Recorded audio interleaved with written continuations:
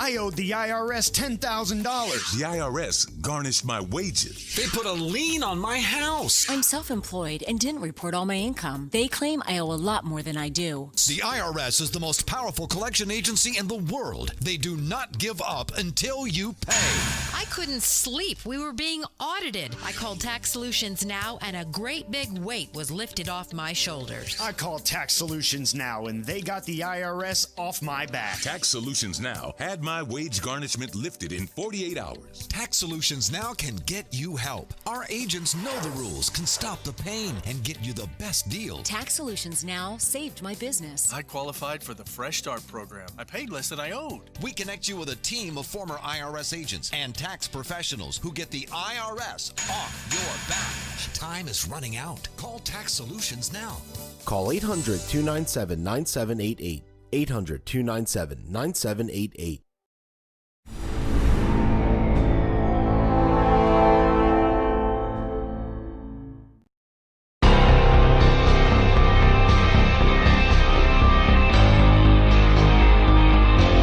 The Turnpike Sports Book Report.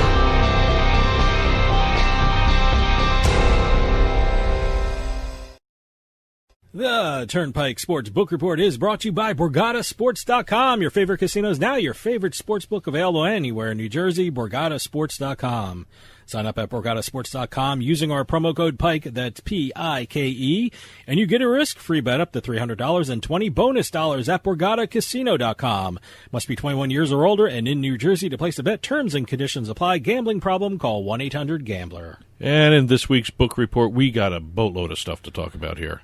Yeah, I see all your notes in front of you. We've got sports betting numbers from several states, which include more records, which include state records, okay, national records. Oh wow! Okay. We've got a couple deals to go through. We have a couple launches to go through. Launches. Oh, okay. One launch in particular actually shed some light on what Pennsylvania is doing with some of the mini casinos.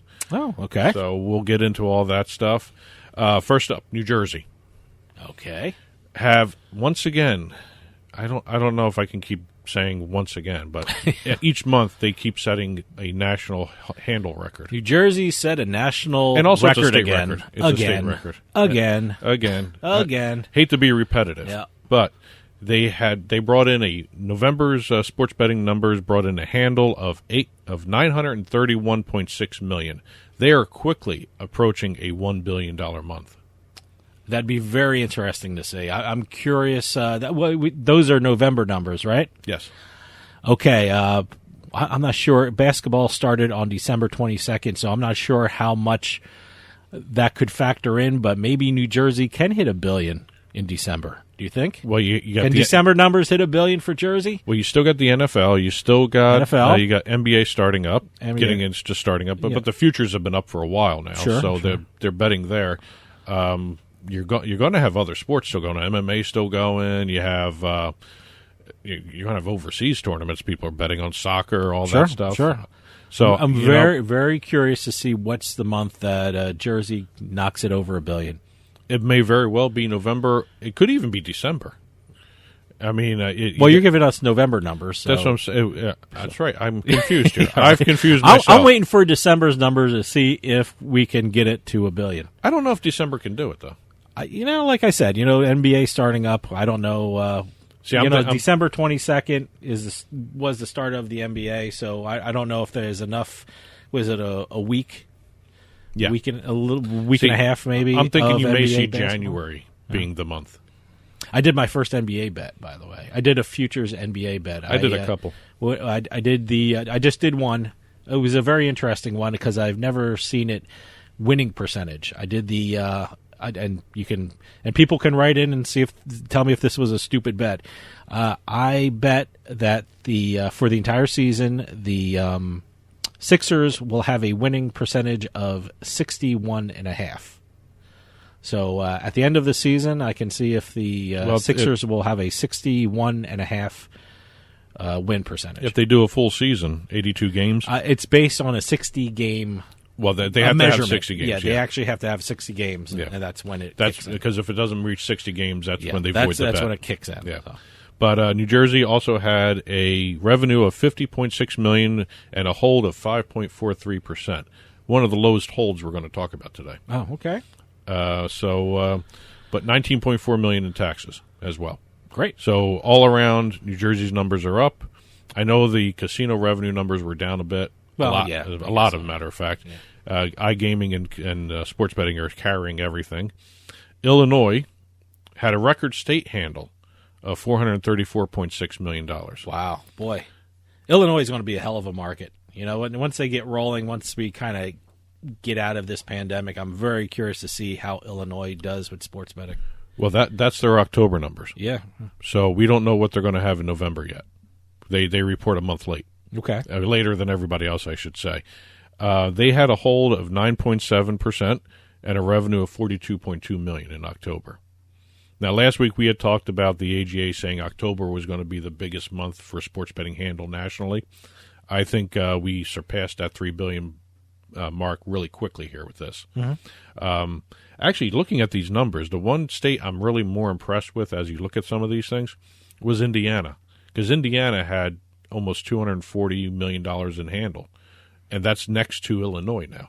Okay, and they're not slowing down. Indiana had a record state handle. Let me tell you something. The Midwest, I think, is going to be an incredible section of the country when it comes to sports betting.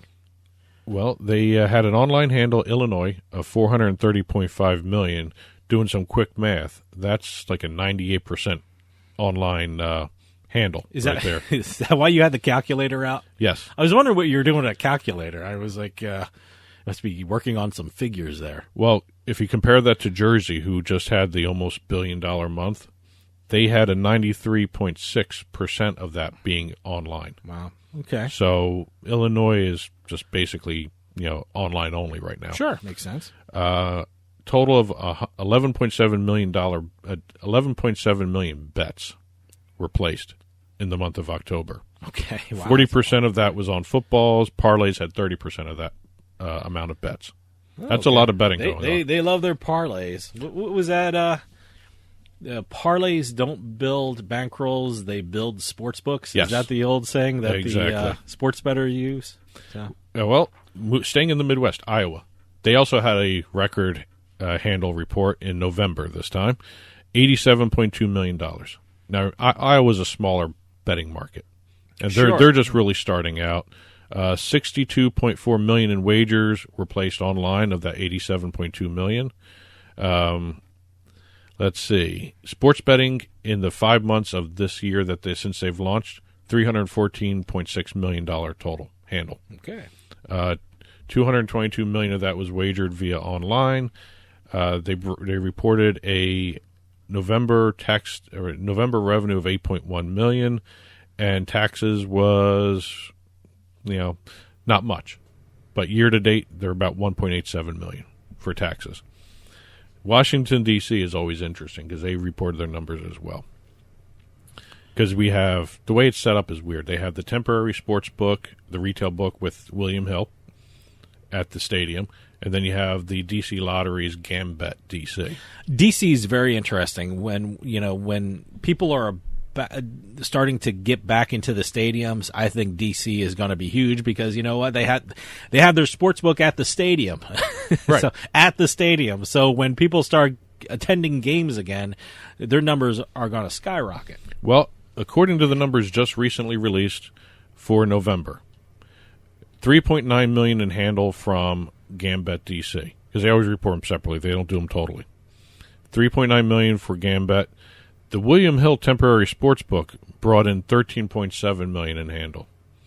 Very rarely do you see a retail Now, book. the temporary sportsbook is the one at the arena. Right. That's going to explode when people get back to Well, watching also, or you're going to attending see games. you're also going to see the online, when people are in the stadium, they can use a William Hill app. Yeah. So you're going to see an online handle shoot up there too. Yeah. But again, this is only a retail book beating an online book, especially coming from Jersey or in Pennsylvania. It's kind of unheard of to really embarrass a online book from a retail book.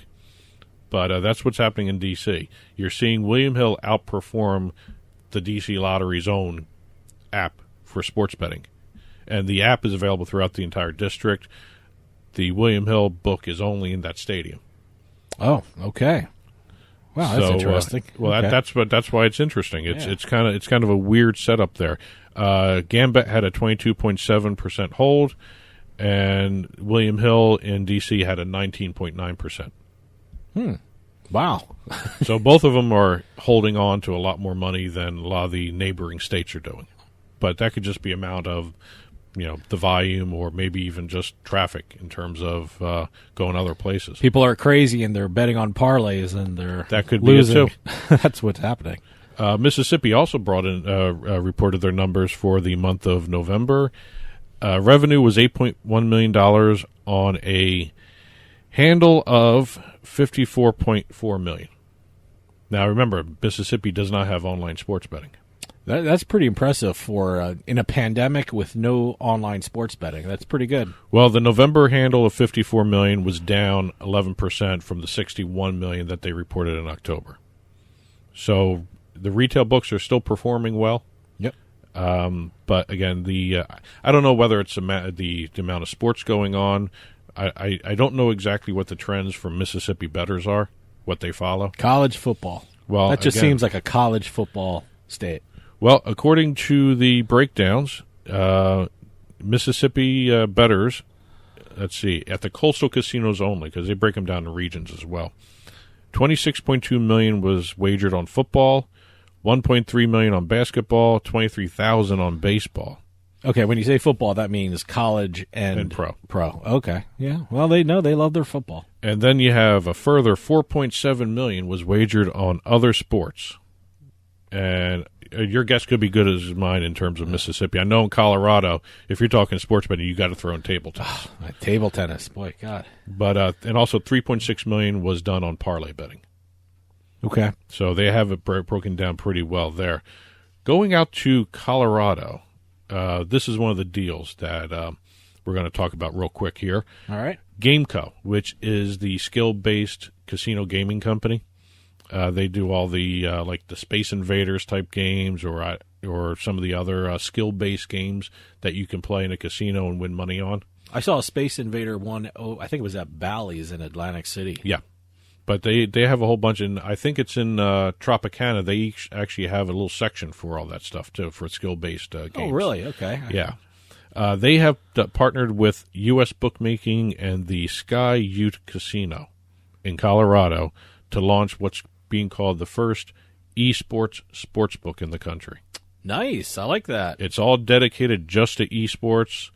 Gameco's been building toward this because they have done several deals in the past where they are almost self-sufficiently able to provide not only the book itself, the esports platform, but also the technology for data tracking, the integrity systems used to monitor the betting. And it's going to be interesting to see how this does. I mean, Colorado's breaking records since they launched. But this is the first time we're going to see a sportsbook dedicated only to esports. I think that's great. I think that it's going to be very fun to watch this. Yeah, no, absolutely. I mean, I think a lot of sports books are going to take notice and keep track. And if it does really well, I think you're going to see a lot of esports offered at sports books across the country. I think, and also with U.S. bookmaking involved. Sure. They're actually one of the top tier sportsbook operators in the country. So that's going to be a really good partnership to watch. Blaine over at Gameco is one of the smartest guys I've ever met. Yeah. And it's going to be an interesting addition to the sports betting market. Let me put it that way.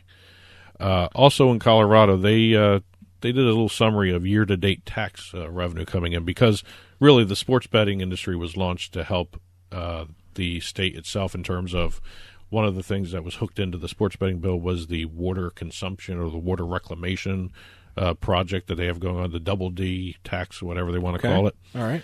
According to their numbers, while the entire fiscal year isn't over yet, they have brought in $814,000 in revenue collected so far. Great. They had projected originally $6 million way back when they first started talking about passing the bill. Well, look, I mean, this is a tough year. 2020 has not been a good year for gambling or sports betting, regardless of these crazy numbers that we're talking about. Table tennis. It should have been a lot bigger for 2020, but considering the pandemic, I think the sports betting industry has really rolled with the punches. Well, they revised the numbers downwards to 1.5 to 1.7, so the 814,000 is almost on track for that. Sure. Compared to other states, they're doing pretty well. Indiana has brought in $12 million in tax revenue so far. New Hampshire, which has a similar timeline to Indiana, has brought in around $4.5 million. So really the state size is going to affect all this stuff too. Staying in Colorado, remember a while ago they suspended betting on Ukraine table tennis? Yeah, I remember that story. Well, our friends over at US Bets and have uncovered some other additional information, Sports Handle. There was some kind of investigation into some unusual betting activity, unusual bets being placed, and I want to get this right here. The Australian Organized Crime Squad, had been doing a sting, I guess, operation on table tennis coming out of Ukraine. All right, which makes sense to me. Well, that's their job. I mean, they should be monitoring every sport. Well, they have. Let's see. They took their investigation uncovered a series of corrupt bets of about $500,000 in the aggregate on table tennis events, and they arrested one of the a former Australian table tennis champion that was playing in some of these fixed matches, I should say. The alleged fixed matches? Yes. So they have actually shut down Ukraine table tennis in Colorado. I was actually more impressed with some of these numbers in terms of table tennis in Colorado. I mean, we were joking all through this about table tennis. I bet on table tennis twice. I lost both of them. I don't understand the game. I mean, I just don't, In total, in the first 6 months of legal sports betting in Colorado, $40 million was bet on table tennis. Wow. Okay. $9.35 million in October, and that amounted to about 6% of the state's betting handle. Yeah, they love their table tennis out there. But it was interesting. Even after those were suspended, that betting on that area of the table Ukraine, tennis, it went up. Well, I mean, I don't know whether or not they needed table tennis action like crazy. Well, it made the news. But I mean, table tennis itself made the news, and I think a lot of people heard that story. I mean, not that they're going to bet on Ukrainian table tennis, but they just realized, oh, my God, you can bet on table tennis. And certainly that was at a time when a lot of sports weren't being played, but maybe table tennis found new fans, and, people made money betting on table tennis, and they said, hey, let me stick with table tennis. Obviously, I know table tennis, so I'm going to make some money off it. So maybe that's what happened. Well, we're going to leave the table tennis area. Good. We're going to talk just a couple deals here real quick. BetMGM launched their online sportsbook last week. Where's this at? Pennsylvania. Oh, Pennsylvania. All right. This is where it gets interesting. It's through a partnership they struck with Penn National. Now, Penn National runs the Barstool Sportsbook. Yeah. The casino or property, I should say, that they're hooked into for this online license is Penn National's mini casino. Wow, great. So we're starting to see where these additional licenses are going to start happening in Pennsylvania because no one knew what the state was doing with the mini casinos in terms of sports betting. I cannot wait to drive over to Pennsylvania and check out one of these mini casinos that are being proposed and being built. And I don't think any of them are built yet or anything like that or in operation yet. I love the whole idea that it's a smaller version of a casino. There are only a smaller number of slot machines, a smaller number of table games, and the one question I didn't find out is, will they have a sports book attached to them, a physical sports book? Some may, some may not. So, no, I'm very curious to see how these mini casinos function, how they work out, and because I can't wait to visit them. Well, there's going to be a total of 5 mini casinos. All right. And one of them's already got a BetMGM online sportsbook attached. Okay. They're all going to have their own skins. Great. Hey. So you're going to see at least 5 more there's going to be a lot of sports books in Pennsylvania. Yep. And 2 other quick things to hit upon in time we have here. DraftKings is the first sportsbook fantasies company to offer branded gift cards for their site. Okay. For the holidays. Okay. They're available in 7-Eleven, Speedways, Dollar Generals. This is in collaboration with a company called Income Payments, which runs gift cards. Oh, okay. So they're branded gift cards. You're going Makes to be able to sense. see that you can use it yourself, or you can give it as a gift, but you have to buy them and then load on money. Okay. And one of the things that everyone's pointing out, when it comes to gift cards, studies have shown that between 10 to 19% of a balance on a gift card goes unused. That goes back to DraftKings. Oh, hey. Well, smart move. So that increases their bottom line. There it goes. Yeah, and let's see. Hard Rock also increased their visibility in terms of the online sector. They have created what is being called Hard Rock Digital. Okay. Which is going to be, it's almost like Golden Nugget Online Gaming. It's going to be their digital side of everything. Every online site, whether it's sportsbook, iGaming, poker, whatever, is going to be run through Hard Rock Digital. Okay. That'll do it for this week's book report. As always, head on over to turnpikesportsradio.com, click on the blog button, and you'll see these stories that we talked about, as well as other stories that we didn't have time to hit this week. They'll be posted up onto the blog sometime midweek after the book report is published, and you'll see everything there. And that'll do it for us. If you're heading out to one of the newly reopened casinos or sportsbooks, please be safe, and happy holidays from all of us here at Turnpike Sports. We'll see you next week on the Turnpike.